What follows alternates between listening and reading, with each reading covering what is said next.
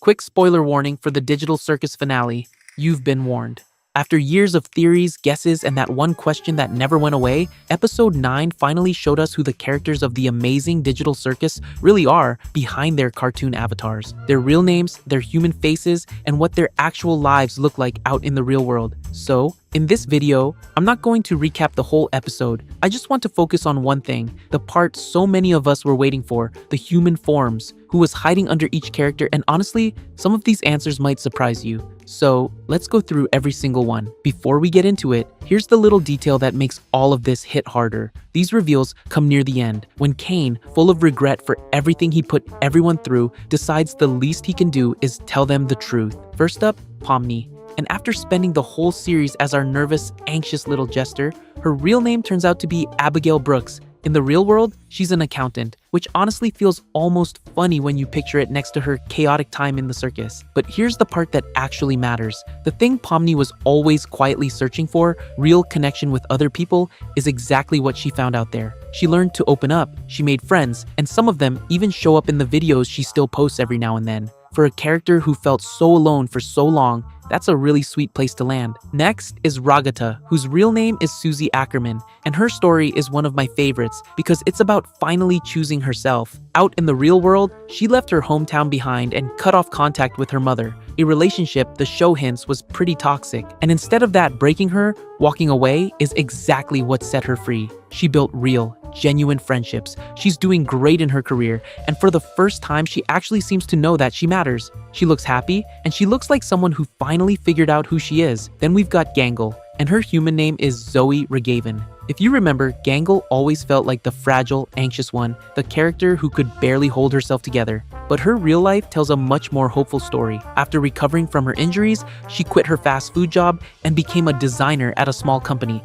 And on top of that, she started posting her own comic online. So, her ending is all about creativity, about finally having the space to make the things she always wanted to make and actually share them with the world. After her comes Zooble, whose real name is Verselis. Zooble spent the whole series being the one who didn't want to deal with anyone's nonsense, the one who just wanted to be left alone to be themselves. And out in the real world, that energy turns into something beautiful. After bouncing between a few different jobs, Riley opened up her own bar, and it became a genuine hit. People come from all over the city because it's known as this welcoming spot where anyone can feel however they want without being judged. Basically, Riley built the exact kind of place where they themselves could finally belong, and gave everyone else that same freedom too. Now this next one really got me. Kinger, our most confused, most paranoid, most lost character, the one nobody ever really took seriously, has the real name Grant Best. And out of everyone, his real life might be the most stable and happy of them all. He works in computing, he's happily married to his wife, Destiny, and they have 2 daughters together. From what we see, he's a genuinely good dad, and there's something really moving about that, because the character who seemed the most broken on the inside turns out to have built the warmest, most grounded life of anyone in the group. It's a quiet reminder that how much someone struggles doesn't always define what they're capable of building. And then, last of all, there's Jax. His real name is Leeroy Mateo, and his story is the one that stays with you the longest, because it's bittersweet in a way none of the others are. His life out there didn't start off easy at all. He was homeless for a few months, going through some genuinely rough times, but it didn't end there. Eventually, he moved in with a close friend, found a steady job as a delivery driver, and slowly got back on his feet. He and his friends go out together a lot, and here's the detail that quietly ties this whole cast together. One of the places they like to hang out at is Riley's bar, the real-world version of Zooble.